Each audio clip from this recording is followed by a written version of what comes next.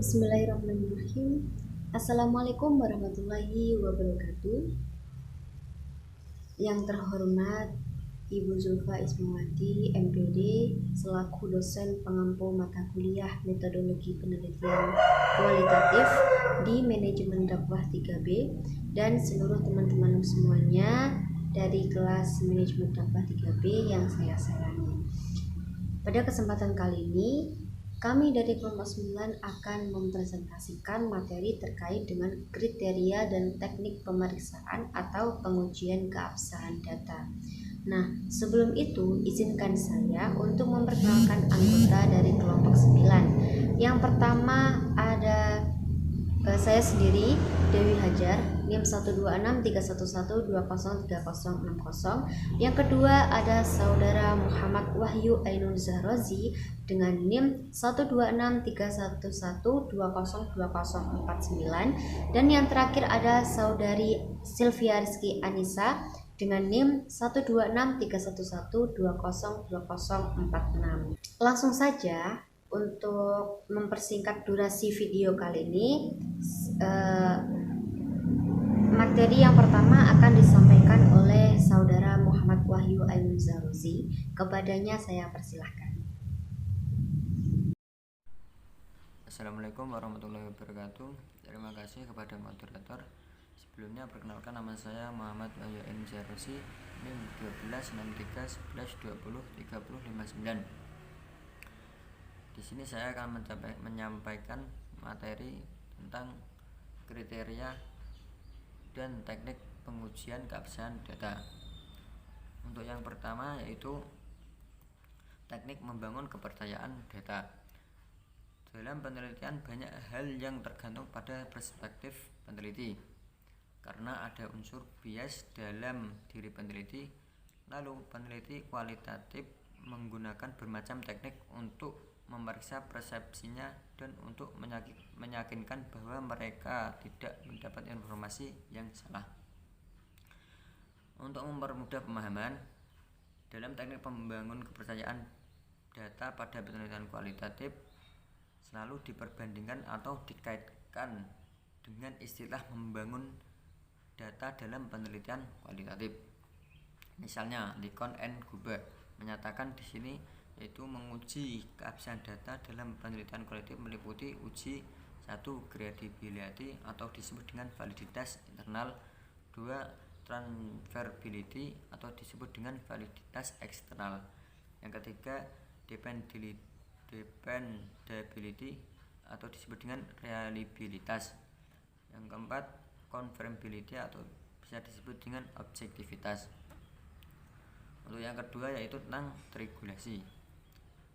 Regulasi merupakan salah satu pendekatan yang dilakukan peneliti untuk menggali dan melakukan teknik pengolahan data kualitatif. Teknik regulasi bisa diibaratkan sebagai teknik pemeriksaan keabsahan data dengan membandingkan hasil wawancara terhadap objek penelitian. Dalam teknik pengolahan data kualitatif, instrumen terpenting adalah dari peneliti itu sendiri. Regulasi menurut Sugiono itu diartikan sebagai teknik yang bersifat menggunakan dari berbagai teknik pengumpulan data dan memanfaatkan sesuatu yang lain di luar data itu untuk keperluan pengecekan atau sebagai pembanding terhadap data itu. Peneliti menggunakan teknik ini untuk menghilangkan perbedaan konstruksi kenyataan yang ada dalam konteks suatu studi sewaktu mengumpulkan data tentang berbagai kejadian dan hubungan dari berbagai pandangan. Dengan kata lain, peneliti dapat merehak temuannya dengan jalan membandingkannya dengan berbagai sumber, metode, dan teori. Yang ketiga yaitu uji keabsahan. Yang dimaksud keabsahan data yaitu derajat ketetapan antara data yang terjadi pada objek peneliti dengan data yang dapat dilaporkan oleh peneliti. Dengan demikian, data yang validasi adalah data yang tidak berbeda antara dilaporkan oleh peneliti dengan data yang sesungguhnya terjadi pada objek penelitian. Menurut Moleong, kriteria keabsahan data ada 4, yaitu kepercayaan atau disebut credibility, 2 keteralihan atau disebut dengan transferability, dan ketiga kebergantungan atau disebut dengan dependability, yang keempat yaitu kepastian atau disebut confirmability. Yang materi ketiga yaitu uji keabsahan hasil penelitian. Uji keabsahan data dalam penelitian kualitatif meliputi uji credibility, transferability, dan validity, dan confirmability. Credibility yaitu dalam pengujian keabsahan data hasil penelitian dapat dilakukan dengan cara menerapkan standar derajat kepercayaan credibility atau uji kepercayaan terhadap data hasil penelitian dengan melakukan langkah-langkah sebagai berikut. Perpanjangan keikutsertaan. Hal ini dilakukan agar hubungan antara peneliti dengan narasumber semakin akrab sehingga tak ada lagi informasi yang disembunyikan, dan tentunya untuk membuktikan hasil penelitian sebelumnya benar atau tidak, sehingga dapat meminimalisir atau membatasi kekeliruan data peneliti. Yang kedua yaitu meningkatkan ketekunan keajaiban pengamatan. Meningkatkan ketekunan dalam penelitian atau melakukan pengamatan secara terus-menerus dilakukan untuk menemukan ciri-ciri atau unsur-unsur dalam situasi yang sangat relevan dengan persoalan atau isu-isu yang sedang diteliti, dengan memusatkan peneliti pada objek penelitian secara rinci dan fokus. Ketiga yaitu triangulasi, yaitu meningkatkan ketekunan dalam penelitian atau melakukan pengamatan secara terus-menerus dilakukan untuk menemukan ciri-ciri dan unsur-unsur dalam situasi yang sangat relevan dengan persoalan atau isu-isu yang diteliti, menggunakan dengan memutuskan peneliti pada objek peneliti secara rinci dan fokus. Yang keempat yaitu menggunakan bahan referensi, yaitu dijelaskan di sini bahan referensi merupakan bagian dari pendukung untuk membuktikan data yang ditemukan oleh peneliti secara autentik. Sebagai contoh, data hasil wawancara terdalam dengan informan dilengkapi rekaman audio visual saat dilakukannya wawancara terdalam.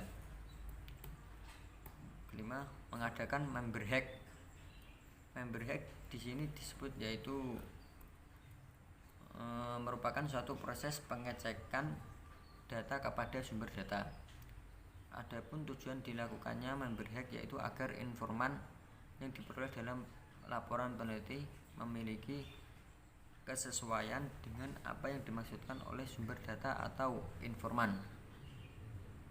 Member hack dapat dilakukan setelah berakhirnya atau periode pengumpulan data. Mekanismenya dapat dilakukan secara individual, yaitu peneliti menemui sumber data atau bertemu dalam forum diskusi kelompok. Pada proses ini data dapat ditambah atau dikurangi ataupun ditolak oleh sumber data sehingga diperolehnya kesepakatan bersama. Dapat berupa dokumen yang telah ditandatangani. Keenam yaitu pemeriksaan sejawat melalui diskusi. Pemeriksaan sejawat melalui diskusi atau mendiskusikannya dengan orang lain, yaitu mengekspos hasil sementara atau hasil akhir yang diperoleh dalam bentuk analitik dengan pembimbing dan rekan-rekan sejawat. Keenam, analisis kasus negatif. yaitu di sini melakukan analisis kasus negatif, berarti peneliti mencari data yang berbeda atau bahkan bertentangan dengan data yang telah ditemukan. Bila tidak ada lagi data yang berbeda atau bertentangan dengan temuan, berarti masih mendapatkan data-data yang bertentangan dengan data yang ditemukan. Maka peneliti mungkin akan mengubah temuannya.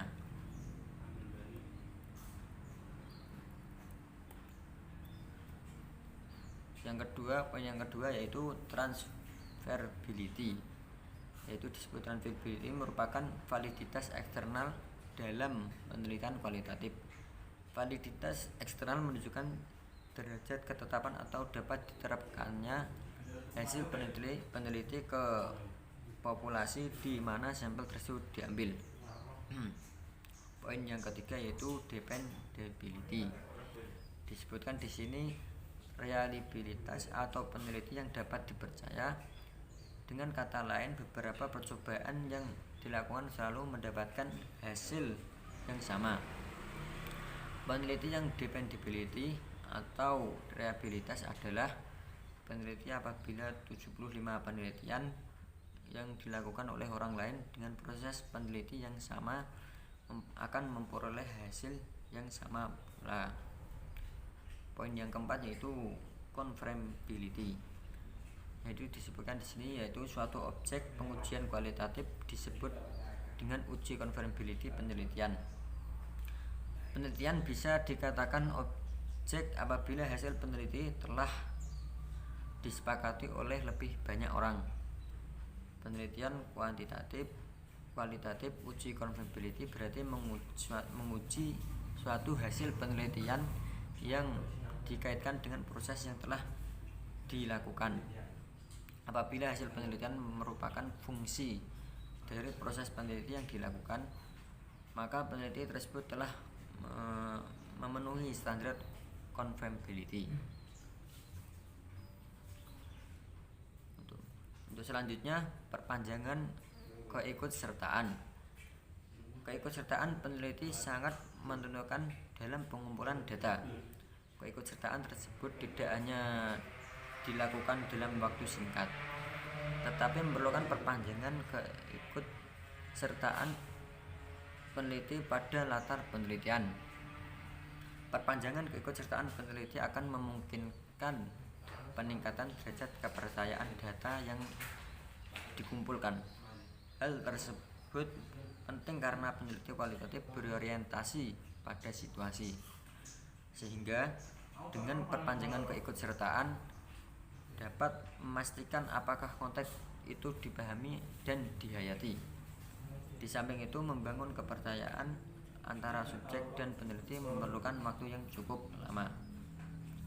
Untuk materi selanjutnya akan disampaikan oleh Saudari Dewi Hajar. Waktu dan jaringan saya persilahkan. Baik, terima kasih kepada Saudara Muhammad Wahyu Ainizarozi karena sudah mempersilahkan saya untuk mempresentasikan beberapa materi ke depan. Jadi di sini saya mau menyampaikan 4 materi ya. Ada siklus kesamaan data, kemudian ada ketekunan pengamatan, ada triangulasi, dan ada pengecekan melalui diskusi. Nah, langsung saja. Di sini saya mengutip dari buku Burhan Bugin halaman 263 sampai 264. Menemukan siklus kesamaan data. Di sini tertulis, tidak ada kata sepakat mengenai kapan suatu penelitian kualitatif dihentikan. Dalam arti, kapan selesainya suatu penelitian dilakukan secara kualitatif. Jadi gini, ketika kita menjadi seorang peneliti, tepatnya peneliti kualitatif ya, kita itu tidak pernah tahu kapan suatu penelitian atau kapan penelitian kita itu bisa berakhir. Bisa saja penelitian kita itu berakhir tahun depan mungkin, atau bahkan 1 tahun berikutnya, atau bahkan bisa juga berpuluh-puluh tahun gitu. Jadi kita tidak bisa mengetahui kapan penelitian kita itu bisa berakhir.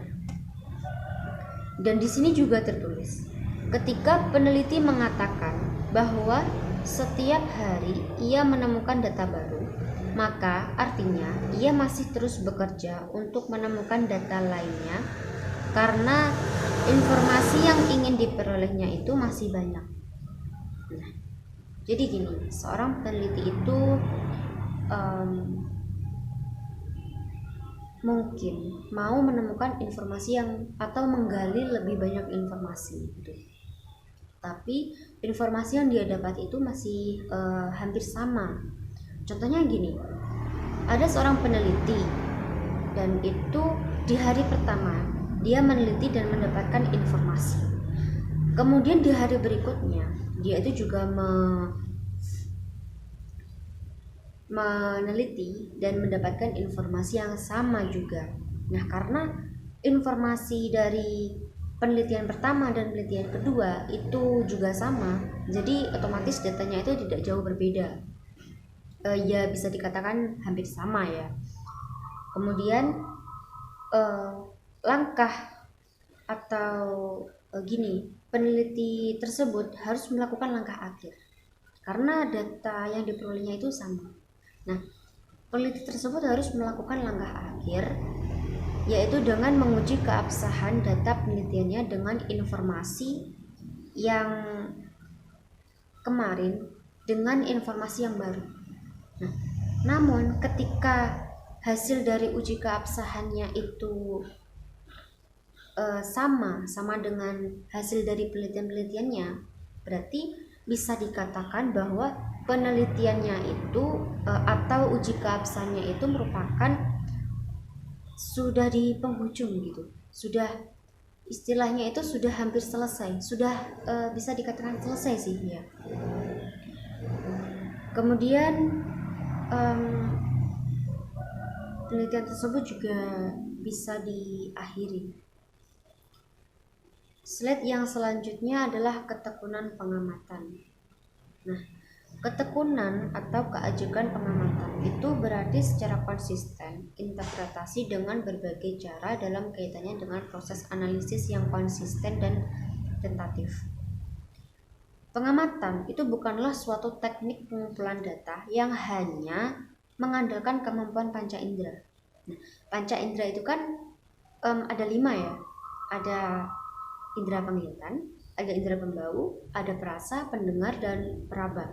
Tidak hanya itu, tapi seorang peneliti itu bisa juga menggunakan seperti indera perasa, indera perasaan gitu, indera perasaan juga indera insting.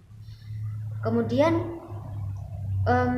ketekunan pengamatan itu merupakan langkah dalam mendapatkan data yang sahih, data yang benar, dengan cara berusaha untuk menemukan ciri-ciri dalam suatu situasi yang relevan dengan persoalan yang diteliti atau persoalan yang dikaji gitu.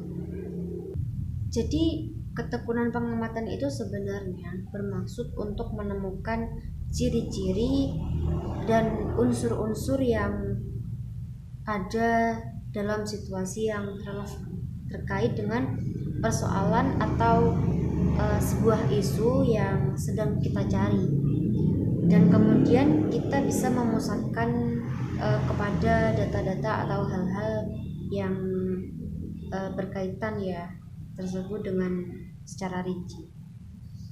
Nah, selain dengan ketekunan, karena ketekunan itu gini, dengan meningkatkan ketekunan itu berarti kita sebagai peneliti itu bisa melakukan pengamatan secara lebih cermat dan berkesinambungan.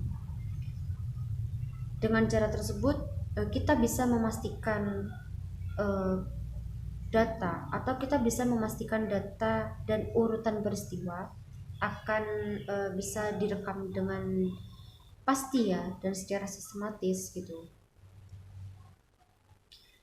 Nah, ada pertanyaan gini, mengapa dengan ketekunan itu bisa meningkatkan kredibilitas data? Jadi contohnya gini ya, ketika kita masih sekolah dasar, ketika kita menghadapi ujian itu, saya masih ingat betul ya, ketika itu guru saya itu pernah bilang, ayo Cah, kita teliti lagi, mungkin ada jawaban yang masih salah gitu. Nah, dari situ saya bisa mengetahui, ketika saya meneliti kembali jawaban saya tadi, saya bisa menemukan, oh ini ada yang masih salah, ada yang masih kurang tepat, ataukah perlu perbaikan gitu. Nah, contohnya seperti itu. Tapi kita kembali lagi ke materi kita. Dengan meningkatkan ketekunan itu, kita bisa memberikan deskripsi data yang akurat gitu. Selain akurat juga kita bisa mendeskripsikan data secara sistematis tentang apa yang telah kita amati, apa yang menjadi penelitian kita. Lalu apa hal-hal yang perlu dilakukan oleh peneliti untuk meningkatkan ketekunan? Nah, jadi untuk meningkatkan ketekunan bagi peneliti itu bisa mencari berbagai sumber referensi ya, seperti buku, kemudian hasil-hasil penelitian dari penelitian-penelitian sebelumnya, kemudian juga dokumentasi itu juga bisa dijadikan untuk sebagai apa ya, sebagai kita bisa meningkatkan ketekunan gitu.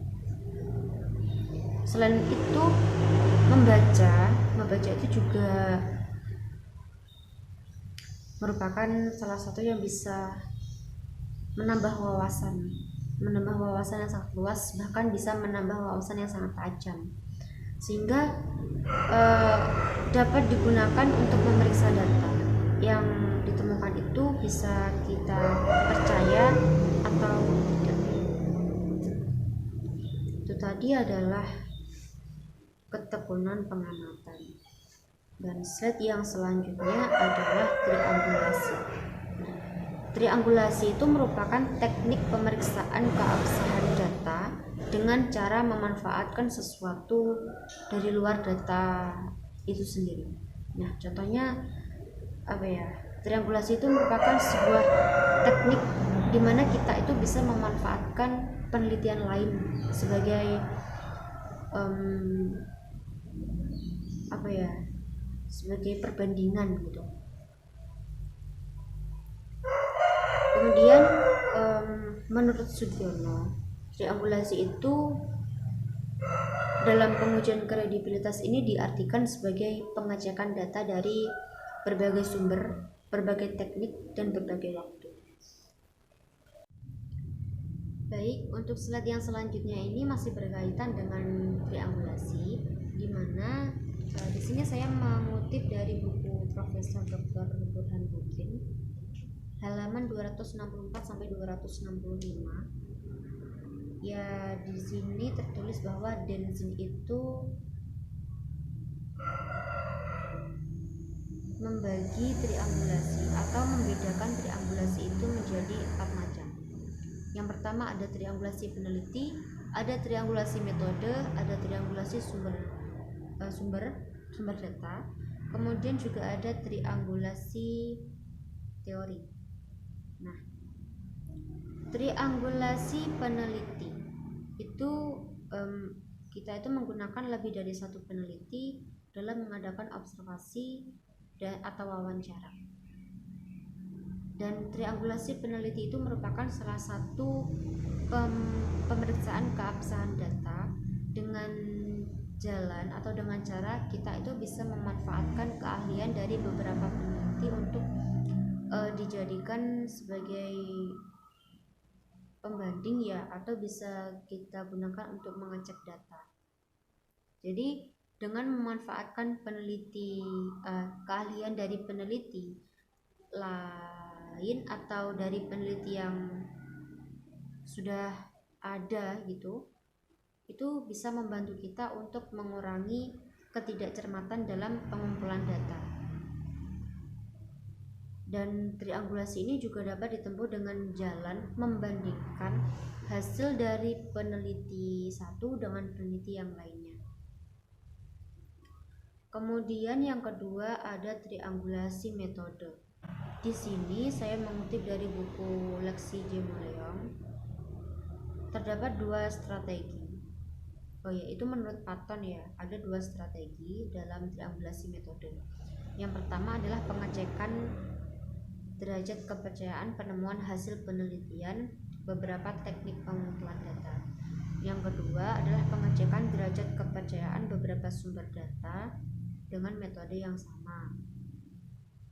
Nah, jadi triangulasi metode ini lebih kita dapat gunakan atau kita bisa menempuhnya dengan menggali data yang sejenis dengan metode yang berbeda.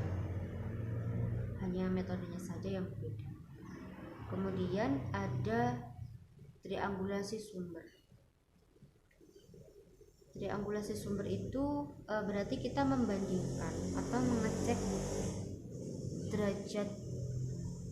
derajat kepercayaan suatu informasi yang kita peroleh dari sumber yang berbeda. Kemudian kita mencari data dari sumber data yang beragam dan masih terkait satu dengan yang lain. Jadi triangulasi sumber itu bisa mengarahkan kita untuk mengumpulkan data dari berbagai sumber yang tersedia ya. Karena data yang sejenis itu akan lebih relevan, akan lebih mantap kebenarannya itu apabila digali dari sumber yang berbeda. Kemudian ada triangulasi triangulasi teori. Jadi di sini kita itu memanfaatkan dua teori ya, atau bisa lebih untuk kita adu-adu gitu. Jadi gini, triangulasi teori ini bisa kita tempuh melalui penggunaan dari beberapa teori yang relevan ketika dalam proses analisis penelitian seperti itu. Dan untuk slide yang terakhir yang saya bahas adalah pengajakan melalui diskusi. Teknik ini dilakukan dengan cara mendiskusikan dengan rekan-rekan kita mengenai hasil sementara atau hasil akhir yang telah diperoleh, sehingga peneliti itu dapat mereview persepsi, pandangan, dan analisis yang sedang dilakukan. Dan jika hal itu dilakukan, maka hasilnya itu bisa menyediakan pandangan kritis, kemudian bisa mengatas hipotesis kerja, kemudian juga bisa membantu mengembangkan langkah berikutnya, dan bisa melayani sebagai pembanding. Kemudian pemeriksaan melalui diskusi itu merupakan salah satu alternatif untuk mencapai keabsahan data. Nah, cara ini ditempuh dengan mengekspos hasil yang kita peroleh dalam penelitian melalui diskusi. Kemudian apa keuntungan dari pemeriksaan melalui diskusi ini? Jadi keuntungan menempuh langkah ini itu yang pertama adalah mendorong untuk mempertahankan sikap terbuka dan jujur. Dan yang kedua adalah memberikan kesempatan yang baik kepada peneliti untuk menjajaki dan menguji hipotesisnya yang muncul dari pemikirannya. Mungkin seperti itu yang dapat saya sampaikan. Materi yang selanjutnya akan disampaikan oleh saudari Sylvia Rizky Anissa. Kepadanya saya persilahkan. Assalamualaikum warahmatullahi wabarakatuh. Perkenalkan, nama saya Sylvia Rizky Anissa, NIM 1263112020046. Untuk materi yang selanjutnya ada analisis kasus negatif. Analisis ini dilakukan untuk menguji kesimpulan dengan membuat suatu kontras atau perbandingan terhadap rangkaian persoalan situs secara menyeluruh yang diketahui berbeda dalam beberapa hal. Maksudnya, peneliti mencari data yang berbeda atau bertentangan dengan data yang telah ditemukan. Apabila tidak ada lagi data yang berbeda, data yang berbeda, berarti data yang ditemukan sudah dapat dipercaya. Namun, apabila peneliti masih mendapatkan data-data yang bertentangan dengan data yang telah ditemukan, maka peneliti mungkin akan merubah temuannya. Maka dari itu, dapat disimpulkan bahwa dalam tahap ini, peneliti akan benar-benar mencari data dari berbagai sumber yang bersangkutan dengan penelitian sampai data yang diperoleh dari berbagai sumber tersebut menyatakan hal yang sama. Kasus-kasus negatif ini dapat digunakan untuk mencegah terjadinya hal yang sama pada penelitian yang sedang dilakukan dalam rangka meningkatkan kualitas keabsahan data penelitian. Untuk materi yang selanjutnya ada pengecekan keanggotaan tim. Pengecekan anggota dapat dilakukan baik secara formal maupun tidak formal, berkenaan pengecekan kategori analitis, penafsiran, dan juga kesimpulan. Para anggota yang terlibat yang mewakili rekan-rekan mereka dimanfaatkan untuk memberikan reaksi dari segi pandangan dan situasi mereka sendiri terhadap data yang telah diorganisasikan oleh peneliti. Menurut Burhan, pengecekan anggota tim pada prinsipnya adalah konfirmasi langsung dengan kelompok anggota tim yang terlibat langsung pada saat penelitian dengan mengonfirmasi ikhtisar hasil wawancara. Langkah ini dilakukan apabila peneliti bekerja dengan tim peneliti, maka langkah ini sangat dibutuhkan untuk menyatukan persepsi tentang data tertentu yang diperoleh di lapangan oleh peneliti satu dengan peneliti lainnya, sehingga data yang diperoleh tersebut memiliki tingkat keabsahan yang tinggi. Jadi kesimpulannya, dengan mendiskusikan hasil sementara atau hasil akhir dengan rekan-rekan sejawat atau anggota tim, mereka akan menerima masukan, saran, dan juga koreksi sehingga dapat meminimalisir kesalahan. Subbab yang selanjutnya ada kecukupan referensi. Referensi merupakan pendukung untuk membuktikan data yang telah ditemukan oleh peneliti. Nah, menggunakan bahan referensi ini yaitu adanya pendukung untuk membuktikan data yang telah ditemukan peneliti. Misalnya, selain melalui wawancara dan observasi, peneliti menggunakan observasi terlibat, dokumen tertulis, arsip, dokumen sejarah, catatan resmi, catatan atau tulisan pribadi, dan gambar ataupun foto. Kecukupan referensi ini sangatlah penting agar keabsahan data terpenuhi. Diperlukan referensi yang memadai untuk dijadikan bukti pendukung atas data yang diperoleh.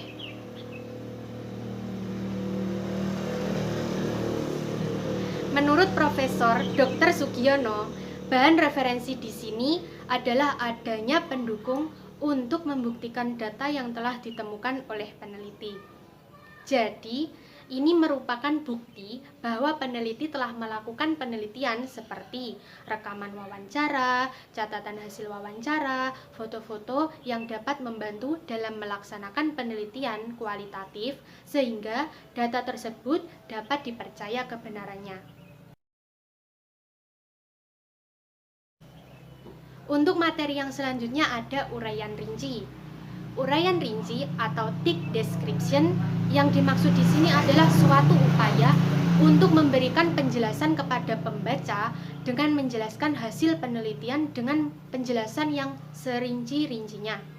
Menurut Burhan, suatu temuan yang baik akan diterima orang apabila dijelaskan dengan penjelasan yang terperinci dan gamblang, logis, dan rasional.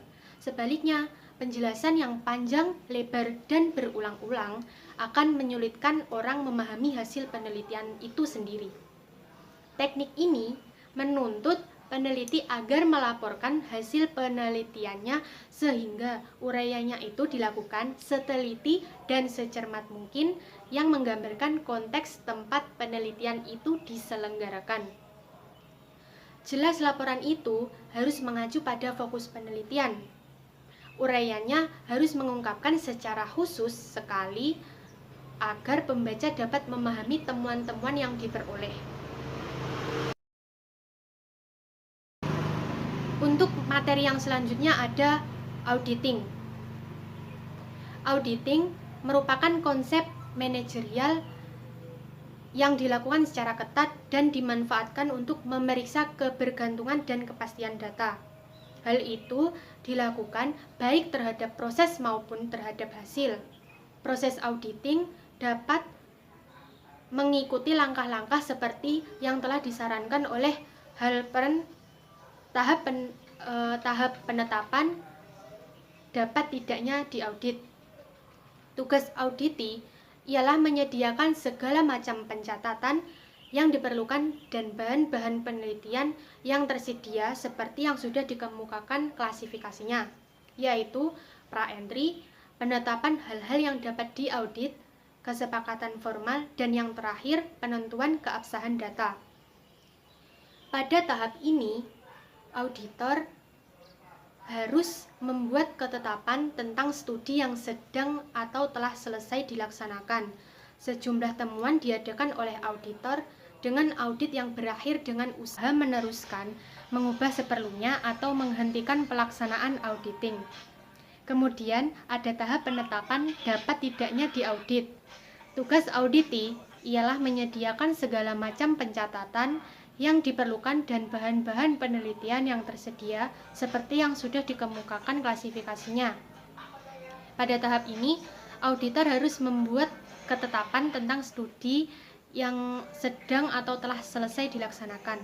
Sesudah itu, auditing memilih auditor yang potensial untuk melaksanakan auditing tersebut. Terima kasih. Mohon maaf jika ada salah. Selanjutnya akan saya serahkan kepada moderator. Terima kasih atas pemaparan materi yang sangat luar biasa dari teman-teman kelompok 9. Saya selaku moderator sekaligus perwakilan dari kelompok 9 mohon maaf yang sebesar-besarnya apabila ada kekeliruan dalam penyampaian maupun ada salah kata yang kurang berkenan di hati teman-teman semuanya. Saya mohon maaf. Akhirul kalam, wabillahi taufiq wal hidayah, wa minar rasulillahi sallallahu alaihi wasallam asyafa'ah wa tarbiyah, wa minal qawsiyah zamanan nadra wal barakah, wa faminkum wassalamualaikum warahmatullahi wabarakatuh.